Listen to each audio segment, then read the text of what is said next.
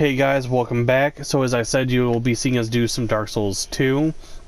So what I'm going to demonstrate here is a really useful thing that you can do if you decide to get the game. It's been on sale for some time in the PS Store for about like $10 plus tax, so it would be maybe like $11.75 depending on wherever you live and how much your tax amount cost. So, one of the first things you're going to want to do is come down in this little alcove that you just saw me walk in. You're going to want to grab a small, smooth, and silky stone. These can be dropped if, say, you have a friend or partner or, say, another account on another PlayStation that you can transfer these to from character to character, so you can build it up. So, for these runs, I just name myself G or GG, because it's just the first thing your thing lands on. Now, if you're... One of the things that will be highly noted is that this is one of the hardest Dark Souls games because the controls are somewhat janky and that there's a lot of crappy bosses. Now, what you saw me do is you saw me pick the Human Effigy starting item, the Bandit is the starting class. Now, what a lot of people were never told is that if you're in need of human effigies, they are scarce to come by. There's only a certain amount of them in game. They are finite within the game, though there's a little workaround on that to make this game infinitely easier, especially for new players. Now, if you start, you're going to want to start by killing the NPCs. I know that sounds a little weird, but in the long run, trust me, it will be beneficial. I do have Sergey here with me. Yep. And first, you're going to want to start by killing the ladle-wielding maid. She'll actually cause you some problems if you try to kill the one that you see me attacking now. And you only need to attack this one. The other two don't have items on them. It's only the ladle-wielding maid and this firekeeper right here. Now, do note, if you kill her on the character you plan on playing, it will backfire, because she will be the character that is used for reallotting your stats. Now, after you kill the two people, you'll come up to the second floor, you'll grab this human effigy. Now, like I said, you'll only want to do this if you're going to be playing a different character and you have another system or a friend that also gets the game around the same time as you, where you're starting at the same time. Now what you're going to do is you'll have your friend go run ahead in the game and go acquire the small white soapstone so that you can summon them.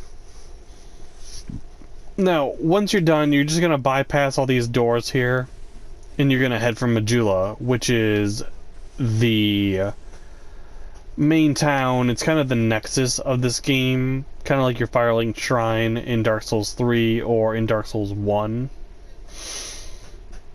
Now, when you exit out of the cave, there's some other things you can do. I'm not going to showcase that till I get to the actual gameplay for you guys. Now, once you reach Majula, you'll notice that you now have on you officially 11 human effigies. Now those human effigies can actually be dropped and transferred to another character. You can actually go straight to the Crestfallen Retreat area and drop them to another player. But we're going to do another little workaround here.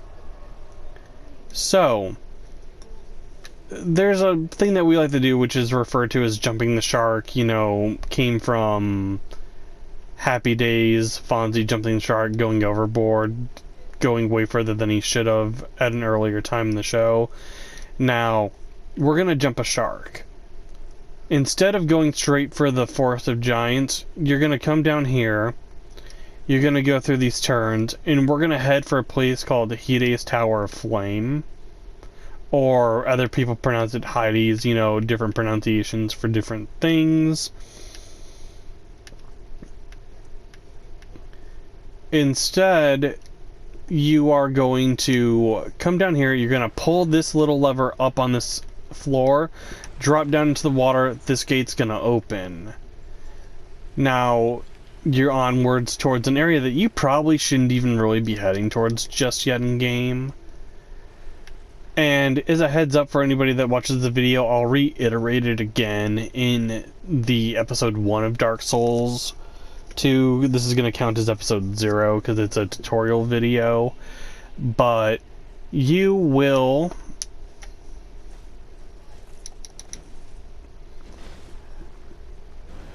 be making this run through this area, and we're not going to be doing the game in canonical order because we are veterans and that we are way more skilled and have knowledge of how to get certain items to make this game significantly easier than it should be at points that you shouldn't go to just yet. Cerberus? Yeah? I have one of the bandit's knives already. Oh, nice. The bandit's knife is a good starting item. Now, what we did is that we picked themes. I ran a roulette wheel to determine what class I'd be building, or I should say type of character. I'm going to be playing an assassin. So, now the next thing that we'll be demonstrating is, you guys just saw me walk into the Dragon Rider boss room. Now, there's a way the cheese in which you'll be seeing happen. Now, when he steps in that area, he'll try to attack you, but if you do this, he falls down and insta-kill, boys and girls. Don't even have to fight him. So, At all. when you'd be standing about here, you'll see him come towards these bricks here. Once you see him step a foot right about here, you want to roll past him. He'll lunge. You roll past him. He'll swing, but then when he goes to go correct his body, he will then die. And you'll get all those souls for beating him and that. Now, another thing is that this miracle lady right here, she's the one that does your miracles. She's Licia. Now, Licia, if you decide not to play miracle build, you later on in-game find out that Licia is actually corrupt and evil. She's hiding out as a priestess and that she's not even actually a priestess. Now, something that you can do is that I'm going to show you another cheese, because you have to pay her 2,000 souls every time to move this rotundra that access an area. Now, if you whap her a few times, which she is really strong, as you guys can see, her HP doesn't take that big of a hit. Now, she'll eventually get up. Now, what you're going to do is you just want to whap her around, get her to go off of that ledge. Now, as you see, I didn't gain souls. She's not dead. She just fell down right here. Now, what you'll do is you'll whap her off this ledge. She'll fall into the water. You'll get 2,500 souls for killing her. Not bad. Now, yeah, you can't buy miracles until later on from another miracle provider, or until Licia's gravestone comes up, which takes real world time. Now, if you kill her and you do reload the area, you will gain the Idol's Chime in the Rotundra Lockstone, allowing you to move the Rotundra at your own willing pace. It's in real world time, but real world time spent in game. Not like, hey, if it says 5 hours and I turn the system off for 5 hours, come back, should be loaded. No, you'd have to do something in the game for 5 hours before that gravestone spawns. Now, another thing that we like to do, because it makes it easier, because there is no passwords in this game, unlike Dark Souls 1 or Dark Souls 3, you're going to want to come and visit one of my favorite NPCs, Shelaquar, who is this cute cat. And you can do this for a friend, or both of you guys can do this, and then you drop them to one character to make this significantly easier on you. I suggest that you buy the nameplate ring. This works as essentially your password protector. Satisfied? I'll be. And then you'll want to pop the soul of the Dragon Rider.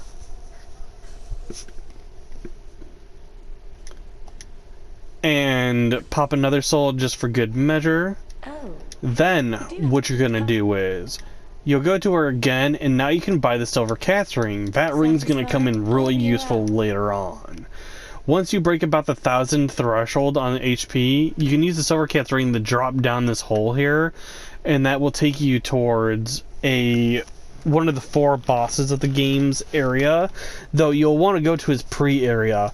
If you're playing a pyromancer, this is where a key pyromancy that can help you glide through the game will be, which is the Toxic Mist pyromancy. You'll get it from the, I don't know if it's the Royal Rat Vanguard that I'm thinking of, or is it Royal Rat Army? Okay, there are 2 different Royal Rat bosses. The Royal Rat Vanguard, when killed, hold on to its soul till you get to Strayed, who is an NPC that you have to free using an item called the Fragrant Branch of Yore, because he's in petrification. The other Royal Rat is Royal Rat Authority, and you don't find him until the Doors of Pharaohs.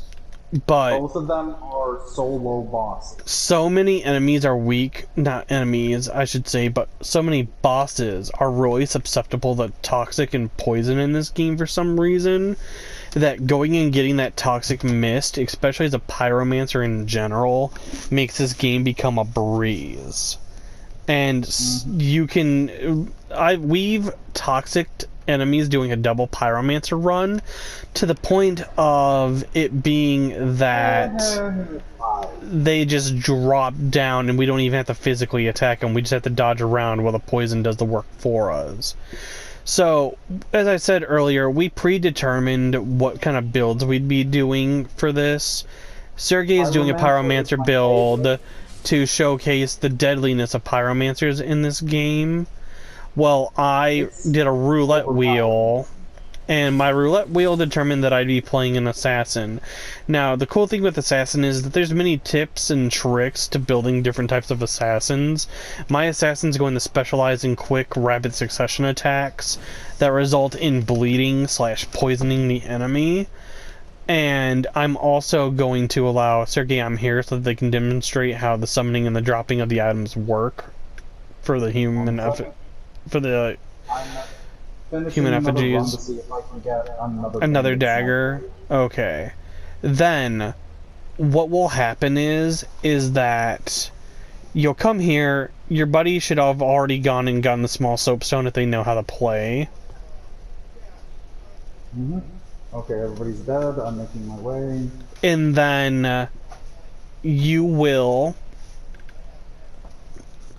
summon them. Normally a good area to put them is around this gravestone here, because not a lot of people put it down. You'll see his sign pop up right there. Now with the nameplate ring, it makes things easier because all you have to do is choose the same god, and then only people that have chosen that god can see you. Now there is this weird tier system for summoning in this game, unlike Dark Souls 1 or 2, where you can just summon anybody at any point in time. Like, as a good example, I'll show you what soul memory is. Now, when I come to my stats, you'll see where it shows in that top corner, it says 21. It says, 21.4 is what it is, essentially. Now, that means that as long as Sergey is within a specific range of that number, we can summon each other and come to each other's worlds. While my soul memory is 9.0 thousand. The only reason that mine is higher is because I had to do these runs if we wanted to get the rings. Get these rings to make the game significantly easier to meet up with each other. Now, I've done this run for these souls. Effigies. I mean effigies, sorry. Sometimes I confuse my terms, but it's fine. To get these effigies, I've made a few runs. So Sergey's got about maybe a total of like 80 or 90-ish effigies on him at this moment. Let me see. I'm at 84. That is so 42. Those will be split amongst us to use so that we don't have to worry about running out or anything of that nature during the game. Normally you'd only start with roughly around 5. So that gives you and your friend, if you do this little thing here, a significant... Because when we do this, a lot of our characters, by the time we get far enough, have like 99 on. And it makes the game so much easier for you to get through. Yes. It really saves you some time. Mm-hmm. So, hopefully, you guys will like and subscribe to our channel. I'm going to start trying to do a little more useful and helpful tips and tricks for games from now on that I've learned. Because while there are a lot of sources that people can go to for that, there's just not enough videos that showcase things like this that we've found out. You can also show them items that a lot of people overlook, like the Morning Star, the chime, and the binoculars in 2. Things So, how nobody knows. Not a lot of people know about that. So we just wanted to say thank you guys. We hope that you enjoyed the video. If you guys have found this video useful or knowledgeable and you guys have learned something that you never knew before, just leave a like, a subscribe, maybe a nice comment saying thank you. If so, I hope you guys all have a wonderful rest of your guys' days/nights. And thank you all and goodbye. Goodbye.